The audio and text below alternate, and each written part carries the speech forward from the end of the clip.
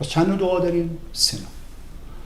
دعای احتمالات چیه؟ دعای احتمالات اینه که وقتی 8 میلیارد یه دعایی رو بکنن به احتمال قوی مقداری از این 8 میلیارد صبح به دعاشون پاسخ داده میشه. احتمالاته.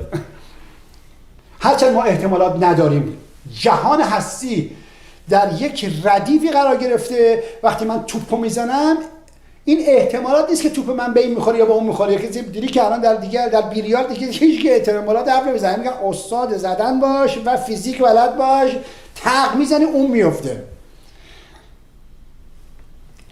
اما تو که بازی بیلیارد بلد نیستی اسمش میذاری احتمالات، من همون احتمالات تو رو میذارم. میگم همونی که تو فکر میکنی. یعنی 100 نفر میان فردا میگن خدای بارون بفرست 8 میلیارد، یک سری از مناطق جهان بارون میاد، همه میگن دیدی دعای ما برآورده شد. پس میگن دعای احتمالات، یعنی دعایی که چه تو دعا کنی چه دعا نکنی میشه.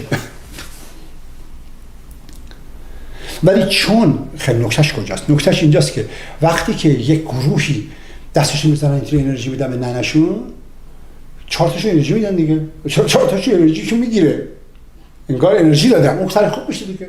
1000 نفر سرشون درد میکنن، من اینطوری میکنم 4 تاشو خوب میشه. پس من فردا تلویزیون روشن میکنم، میگم مردم بشینن ایرانیا، مثلا میگم شیشه، میگم مردم، میگم بله، میگم سرتون درد میکنه بذارین دستتون رو شیشه های میذارن. از این 80 میلیون 50000 نفر سرشون خوب میشه. مثلا سرشون منم نمیذاشتم خوب میشه. اون 50000 نفر طرفدارای من میشن. درود بر حسینی، ببین آقا حسینی دستگاهش چیکار که این الاغا هم تو تبلیغ میکنن، نتیجه هم فالگیر تولید میشه فلان. پس دعای اول دعای احتمالاته، چه تو بخوای چه تو نخوای اون اتفاق میفته.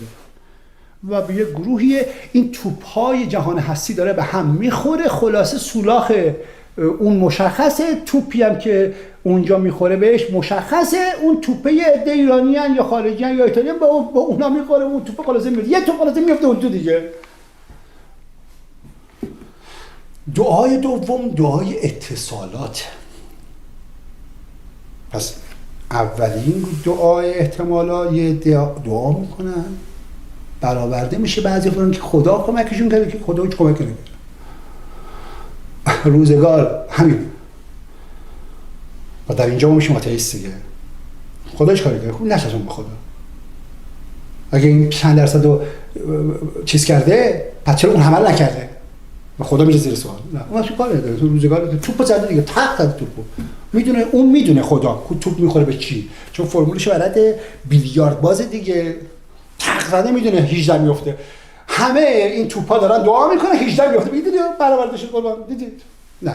پس این در احتمالات هیچ دعایی برآورده نمیشه. دعا خودش قرار برآورده بشه. یه سری پولدار فقیر میشن، یه سری فقیر یا پولدار میشن. مثل سهام جهانیه. احتمال هم وجود نداره. ما احتمالات قبول نداریم. هیچ اکسیدنتی در جهان وجود نداره. همه چی علمیه.